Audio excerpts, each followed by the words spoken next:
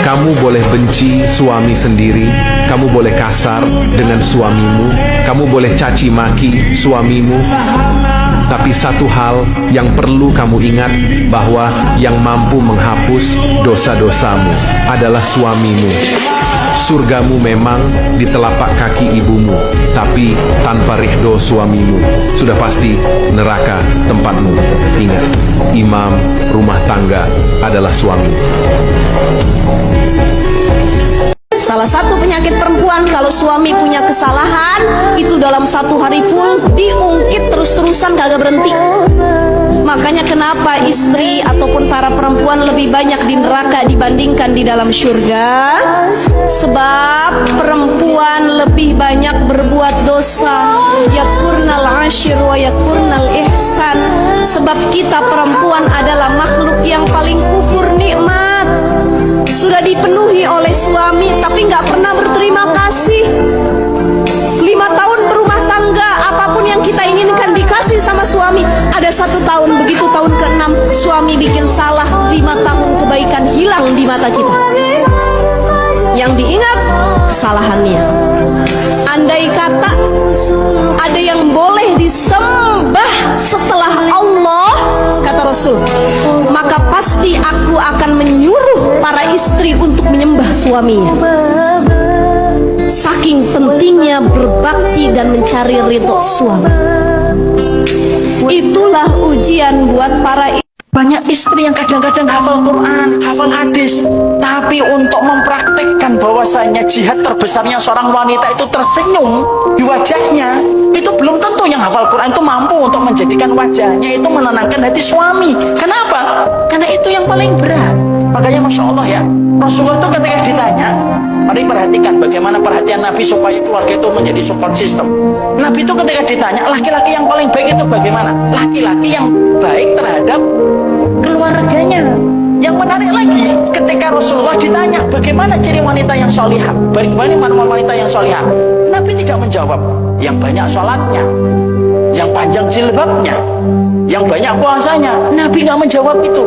Nabi berkata, wanita yang terbaik itu apabila kamu dipandang suamimu, maka wajahnya menyenangkan. Ternyata bentuk tertinggi dari kesolihan wanita itu di wajahnya. Ketika wajahnya menyenangkan suaminya.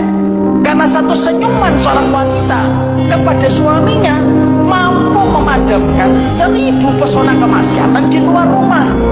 Maka disitulah akhirnya paham kenapa Nabi menyebutkan laki-laki yang terbaik itu adalah di dalam rumah, yang paling baik terhadap keluarganya. Kenapa Nabi menyebutkan sebaik-baik wanita adalah yang dipandang suaminya menyenangkan? Karena Nabi ingin untuk menciptakan qurrata ayun di dalam rumah. Kenapa Nabi semangatnya itu menjadikan suami istri itu qurrata ayun? Karena Nabi tahu kalau suami istri sudah qurrata ayun, semuanya akan baik. Dan itulah tugas. Kalaupun si istri itu rajin sholat, rajin puasa, rajin sedekah, tapi dia tidak taat sama suaminya, jangan harap masuk surga dari pintu manapun.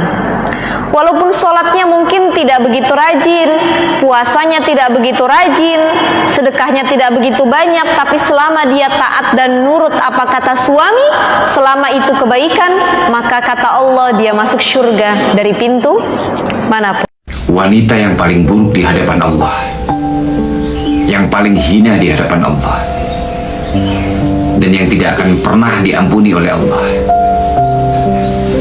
itu adalah wanita yang pertama, ketika dia marah kepada suaminya, dia melupakan semua kebaikan-kebaikan yang pernah dia lakukan. Dia berani kepada suaminya.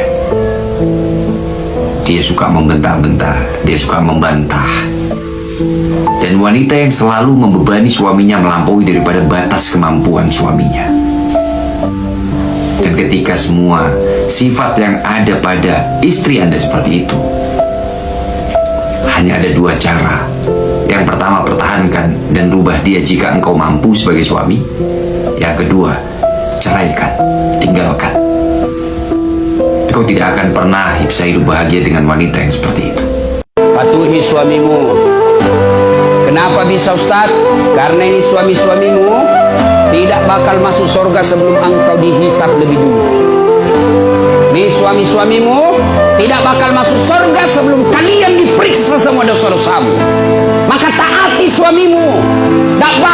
suamimu selamat kalau istrinya kurang ajar. Maka taati suamimu, hidupmu berkah. Ini perempuan sekarang dia lawan suaminya. Biar hitam jidatmu gara-gara sholat. Kau tadarus setiap hari di rumahmu. Senin Kamis kau puasa.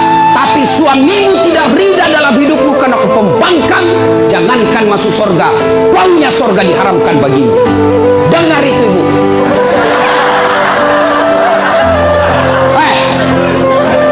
Paham?